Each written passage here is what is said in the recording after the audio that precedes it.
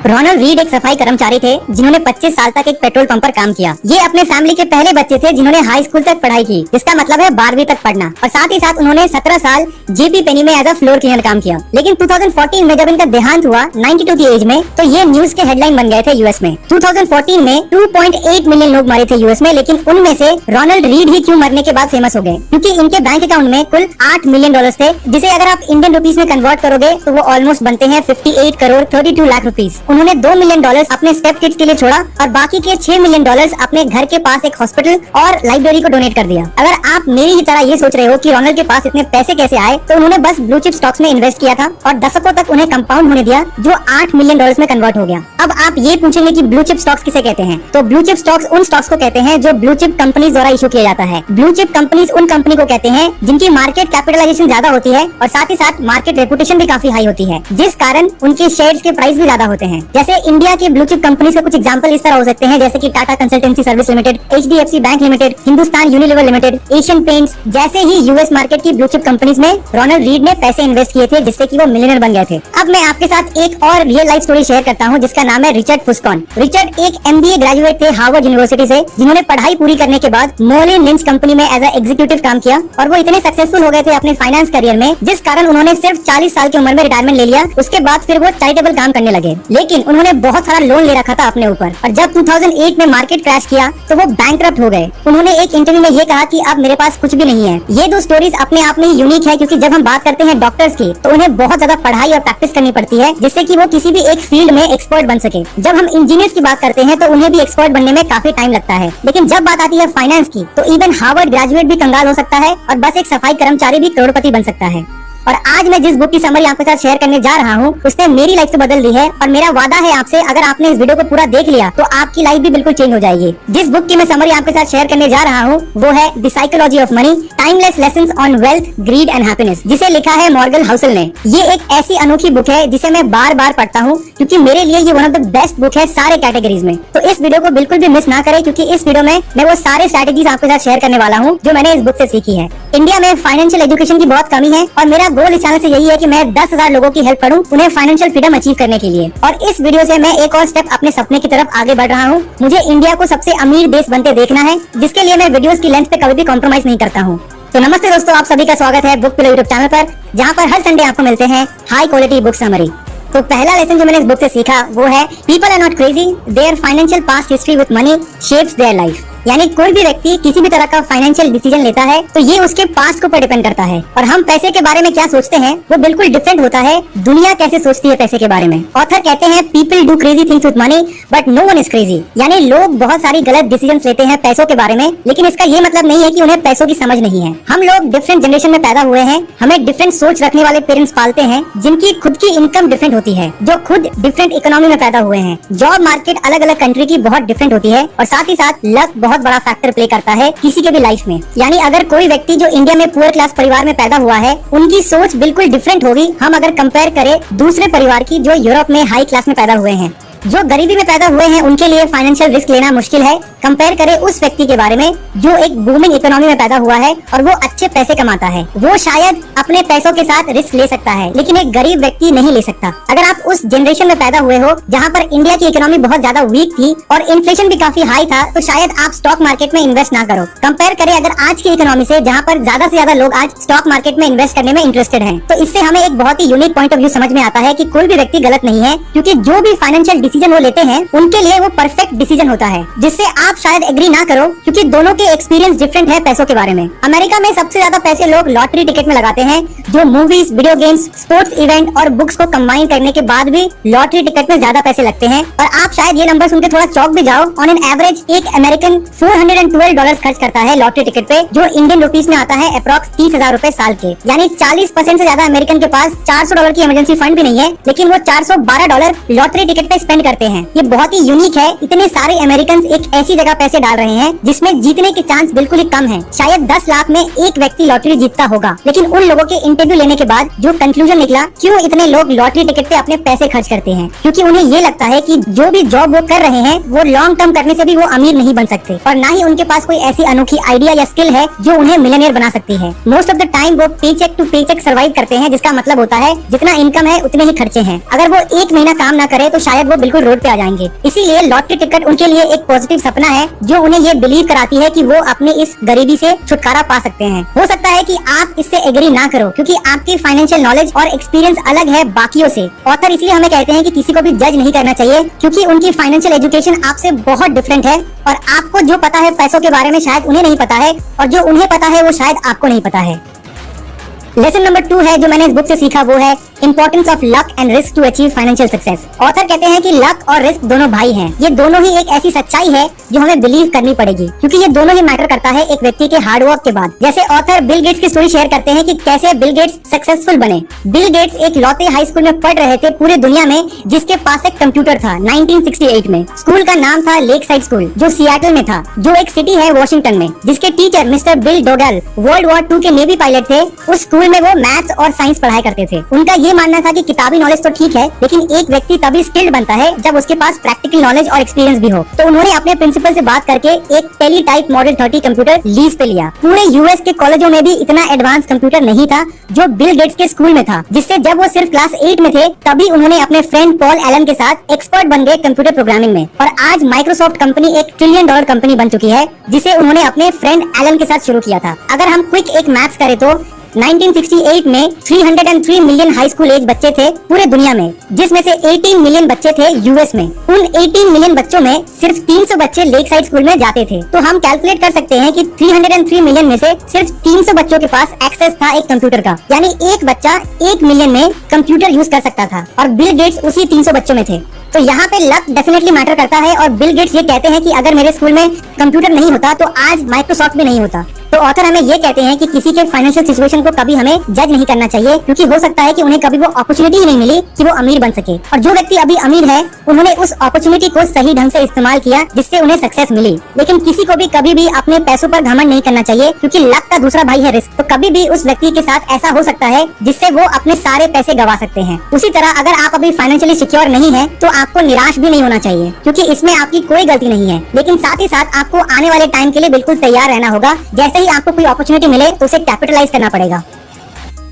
Lesson number 3 जो मैंने इस बुक से सीखा वो है compounding compounding how Warren Buffett became billionaire, यानी कंपाउंडिंग के पावर से कैसे वॉरेन बफेट बिलियनियर बन गए। ऑथर कहते हैं कि हमारी नॉलेज अर्थ के बारे में अभी बहुत ही अर्ली स्टेज में है। 19th सेंचुरी के बाद ही साइंटिस्ट ने डिस्कवर किया कि अर्थ पूरी तरीके से कई बार आइस से कवर्ड था, और ऐसा एक बार नहीं बल्कि कुल 5 बार हुआ था, जिसमें अर्थ हजारों सालों तक सिर्फ और सिर्फ आइस में कवर्ड था, और फिर मेल्ट हुआ और फिर से आइस में फ्रीज हो गया था। तो आप इमेजिन कर सकते हैं कि पूरी दुनिया को आइस से फ्रीज करने में कितना स्ट्रॉन्ग फोर्स चाहिए और कितना हीट चाहिए उसी फ्रीज आइस को मेल्ट करने में। अर्ली 90s में एक सर्बियन साइंटिस्ट जिनका नाम था मिलुटिन मिलानकोविक, उन्होंने ये कहा था कि ग्रेविटेशनल पुल सूरज और चांद का डायरेक्टली इफेक्ट करता है पृथ्वी की मोशन और टिल्ट के ऊपर। इससे ये होता है कि पृथ्वी सूरज की ओर टिल्ट करेगा या फिर सूरज से दूर टिल्ट करेगा, और इन साइकिल्स के दौरान जो हजारों सालों तक चलता था वो पृथ्वी को फ्रीज या मेल्ट कर देता था अगर पृथ्वी का हेमिस्फीयर सन के पास जाए और या फिर उससे दूर जाए। रशियन मेटेरोलॉजिस्ट जिनका नाम था वोल्डमिर कोपेन ने मिलुटिन मिलानकोविक के थ्योरी के ऊपर डीप में रिसर्च किया, और उनका कंक्लूजन ये था कि पृथ्वी ठंड के मौसम में ज्यादा ठंडी के कारण फुल्ली आइस से कवर नहीं हुआ, बल्कि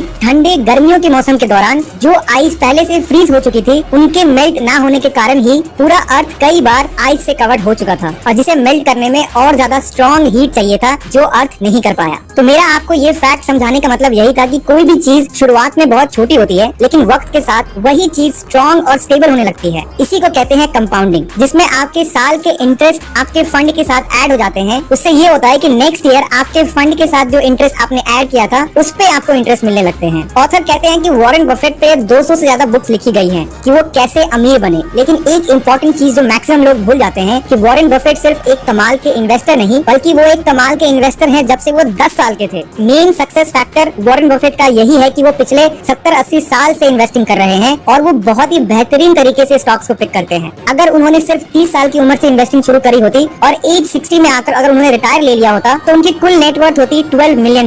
लेकिन जब मैं ये वीडियो रिकॉर्ड कर रहा हूँ उनकी नेटवर्थ है $84.6 बिलियन, जिसमें से $81.5 बिलियन तो उन्होंने 60 साल की उम्र के बाद कमाए हैं। ऑथर कहते हैं कि his skill is investing but the secret is time, यानी उनकी काबिलियत थी इन्वेस्टिंग लेकिन उनका सीक्रेट ऑफ सक्सेस था उनका टाइम। ऑथर ये भी कहते हैं कि वॉरेन बफेट सबसे अमीर इन्वेस्टर हैं लेकिन सबसे ग्रेटेस्ट नहीं है, क्योंकि अगर हम एवरेज एनुअल रिटर्न को कैलकुलेट करें तो जिम सिमंस उनसे भी बेहतर इन्वेस्टर हैं, क्योंकि उनके पैसे 66% कंपाउंड हुए हैं एनुअली 1988 से। जिम सिमंस से बेहतर किसी का भी रिटर्न नहीं मिला है। इवन वॉरेन बफेट का भी एवरेज एनुअल रिटर्न 22% रहा है, जो 1/3 है जिम सिमंस से। लेकिन जिम सिमंस का नेटवर्थ अभी है $23.6 बिलियन, जो ऑलमोस्ट 70% कम है वॉरेन बफेट से। आपको पता है जिम सिमंस सबसे अमीर इन्वेस्टर क्यों नहीं बने? क्योंकि उन्होंने इन्वेस्टिंग की शुरुआत ही की जब वो 50 साल के थे। तो मेरा पॉइंट यही था कि पृथ्वी के आइस एज और जिम सिमंस के एग्जांपल से कि हम हमेशा सोचते हैं कि कैसे हमें बेहतर रिटर्न्स मिले, लेकिन आप एक चीज को नजरअंदाज करते हो, वो है टाइम को। इसीलिए अगर आप अभी अपने 20s और 30s में हो तो आपके लिए सबसे बेस्ट तरीका है अमीर बनने का, वो है अभी से थोड़ा थोड़ा इन्वेस्टिंग शुरू करना चाहिए। शुरुआत में नंबर्स के पीछे ना जाएं, बल्कि फोकस रहे लॉन्ग टर्म के ऊपर। और आपने जान ही लिया है कि कंपाउंडिंग इंटरेस्ट से आप कितने पैसे कमा सकते हो। लेसन नंबर 4 जो मैंने इस बुक से सीखा वो है dangers of not having enough money. Rajat Gupta Kolkata के एक चौर में पैदा हुए थे और उनकी परवरिश एक अनाथ आश्रम में हुई थी। उन्होंने अपने करियर में जो भी अचीव किया वो एक सपने से कम नहीं है। जब वो 40 साल के थे तो वो मैकेंजी कंपनी के सीईओ थे, जो पूरी दुनिया की सबसे प्रेस्टिजियस कंसल्टिंग कंपनी है। वहाँ से रिटायर होने के बाद उन्होंने यूनाइटेड नेशन और वर्ल्ड इकोनॉमिक्स फोरम जैसे इंटरनेशनल कंपनीज में भी काम किया और साथ ही साथ उन्होंने बिल गेट्स के साथ काफी चैरिटेबल वाली काम भी किया और वो बहुत सारे पब्लिक कंपनीज के वो बोर्ड ऑफ डायरेक्टर भी थे। यानी रजत एक चौर में पैदा हुए थे और वहाँ से उन्होंने बहुत स्ट्रगल किया और उन्हें काफी सक्सेस भी मिला, जिससे वो one of the most successful businessman के लिस्ट में आ गए थे। 2008 में उनकी नेटवर्थ थी $100 मिलियन। अगर $100 मिलियन को अगर हम 5% एनुअली एज्यूम करें तो हर घंटे रजत $600 से भी ज्यादा कमा सकते थे, यानी 40,000 रुपए से भी ज्यादा हर घंटे। उसे आप मल्टीप्लाई कर सकते हो 24 घंटे से और 24 घंटे को आप मल्टीप्लाई कर सकते हो 7 से, तो आपको उनका वीकली इनकम पता चल जाएगा, जो बहुत ही ज्यादा है। और वो अगर चाहते तो बहुत ज्यादा पैसे कमा भी सकते थे बिना कुछ करे, लेकिन उन्होंने एक गलती की जिसका परिणाम ये हुआ कि उन्हें जेल जाना पड़ा।